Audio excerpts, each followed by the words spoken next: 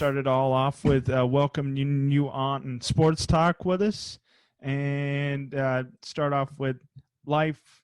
How's it been since retirement from the NFL? It's been pretty good. I didn't leave like I wanted to leave, but I left. So it's, life's been pretty good. No complaints.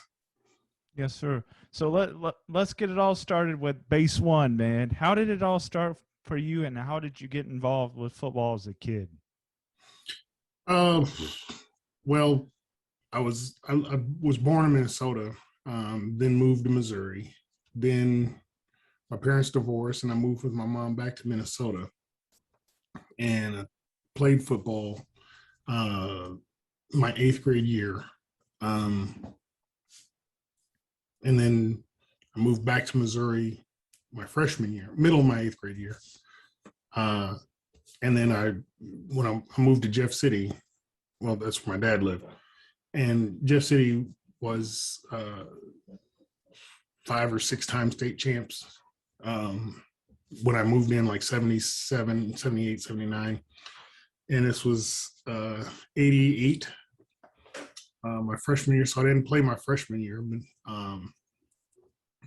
I was wrestling, and they were calling me a sissy because I wrestled on the bus, and it was literally they called them the Jolly Brothers, a bunch of big guys that were kind of soft, and they were saying, "Hey, if you're a man, come out for football." And I said, "I'll show you." So I came out my sophomore year, and I didn't really have a lot of technique. But I was big and I was mean, and all I knew I was going to do is beat the hell out of those guys, and that's what I did. So that's kind of how my football career started. I was fortunate to play for Jeff City because we won 3 state titles in the 4 years I was there. My junior year, we went undefeated, 14-0, all the way to the state championship. And then my senior year, we played East St. Louis, which was they were like 7 in the country. We were 8. And we lost that game, but and then we turned around and lost the second game, and they were like, "Well, is Jeff City falling off, what have you?" And we wound up winning the state title my senior year.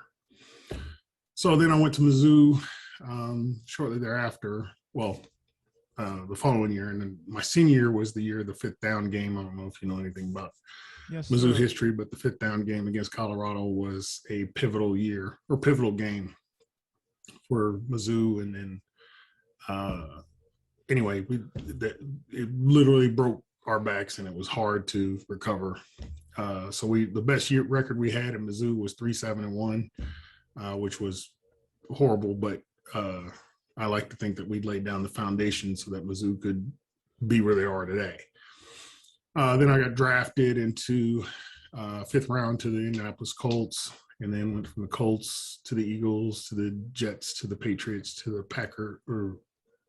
Did I go from Patriots to the Packers, to the Texans, to the Vikings?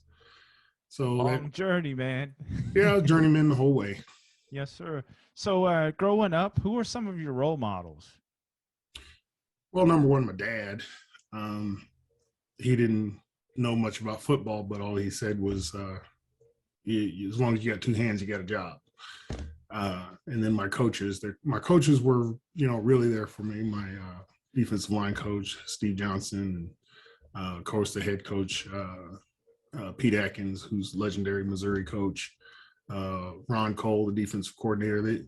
These guys really got me to find what I was. And I really didn't understand what I had as a, natural talent. They can't coach big, and I was big. So, but I always looked up to, Bubba Paris and what's his name for the Giants, Lawrence Taylor. I don't know why. LT. Yeah, the original LT. Yeah, I really was. Here's the crazy part. When I went to Mizzou, the offensive line coach who recruited me was Andy Reid. And Andy Reid's a hell of a salesman, and he's one of those magical people that when you just meet him, his energy, you just kind of feel it like, man, this is a great dude. And I literally went to Mizzou because of Andy. Well, when I got there, I was going to play offensive line, but Andy went to Green Bay that summer. Then Marty Morningwig became the offensive line coach, and they were putting in 5 wide back in 92. Now, keep in mind, this is when we were the Big 8, and it was wishbone downhill football.